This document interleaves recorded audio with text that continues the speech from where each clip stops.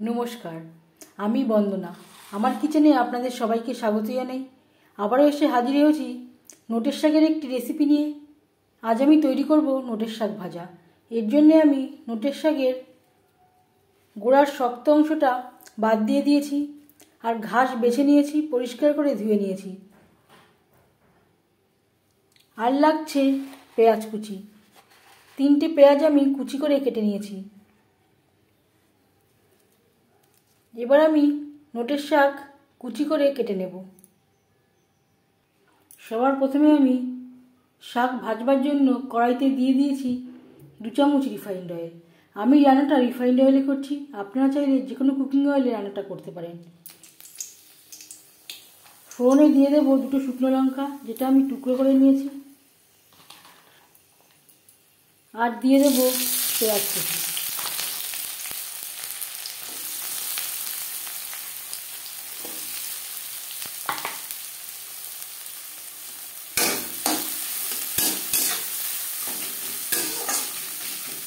পেঁয়াজ ভেজে নেব।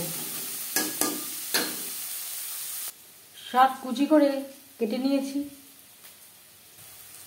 পেঁয়াজ ভাজা হয়ে এসছে।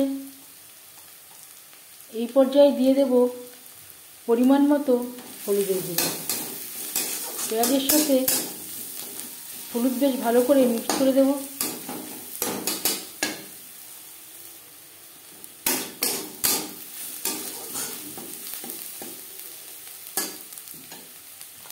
এই পর্যায়ে দিয়ে দেব কুচি করে কেটে রাখা নোটের শাক। নোটের শাক আপনারাও মাঝে মধ্যে তৈরি করে থাকেন, তবে এইভাবে নোটের শাক তৈরি করে দেখবেন, এর স্বাদ অনেকটাই বেড়ে যাবে। পেঁয়াজের সাথে শাক বেশ ভালো করে মিক্স করে দেব।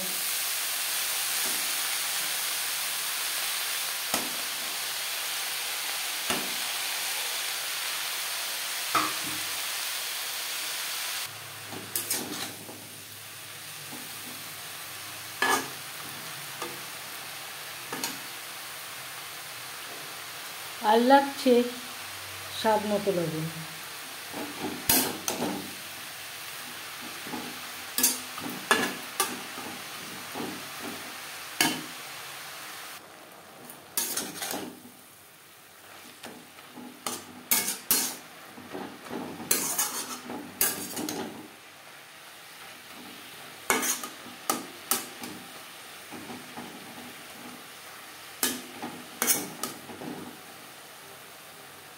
তিন 4 মিনিট নাড়াচাড়া করে নেওয়ার পর গ্যাসের ফ্লেমটাকে লোতে করে দেব। 3-4 মিনিটের জন্য ঢেকে দেব।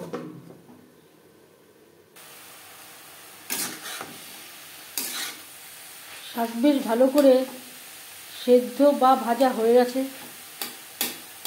এক্সট্রা যে জলটা আছে এই জলটা শুকিয়ে ড্রাই করে নেব। এই পর্যায়ে আপনারা চাইলে একটা পাত্রে উঠিয়ে নিতে পারেন।